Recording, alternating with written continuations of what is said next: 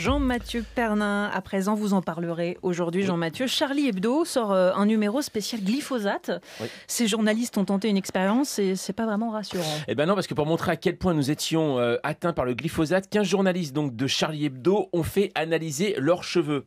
Eh bien, plutôt que de masse capillaire, on peut parler de décharge posée sur la tête. En fait, sur 15 journalistes testés, 100% sont porteurs de pesticides, avec en moyenne 42 types de pesticides différents. Et pire que tout, dans ces cheveux, 30 de ces substances analysées sont cancérogènes, telles que le lindane, un insecticide interdit en France depuis 1998.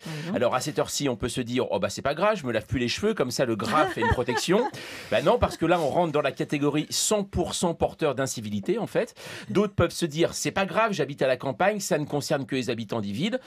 Ça, on le sait, point du tout, puisque l'ONG Génération Future prévient que l'exposition des personnes n'est pas uniforme, mais varie en fonction de l'environnement dans lequel nous vivons. Or, habiter près d'un champ cultivé, c'est souvent l'assurance de retrouver des traces de glyphosate dans sa crinière. En fait, ça dépend également de son alimentation et même parfois des cheveux qu'on retrouve dans son alimentation. Vous savez, comme à la cantine.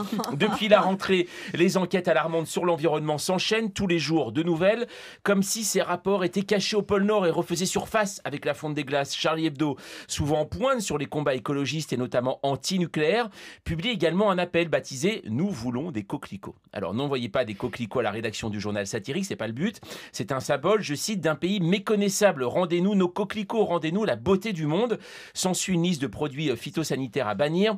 Une centaine de personnes ont déjà apposé leur signature, des scientifiques, associatifs, comédiens, mais également l'évêque de Troyes. Alors c'est étonnant de voir le nom d'un prélat catholique dans un journal comme Charlie Hebdo.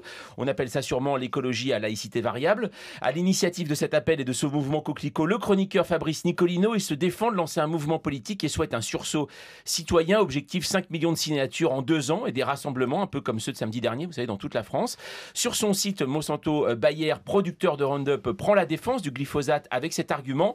Ne confondons pas, c'est assez puissant, ne confondons pas danger et risque. Bien sûr, mais en attendant, moi j'irais bien faire des roulés-boulés dans les champs de coquelicots en attendant de savoir la différence entre danger et risque. Le glyphosate dans les cheveux, ça fait froid dans le dos. Tout à fait, oui. Merci. Mais il y en a même ailleurs, je vous le dis. Oui, bien. oui. Voilà, tout à fait. Lucie, bien sûr. C'est ça. Jean-Mathieu Pernin.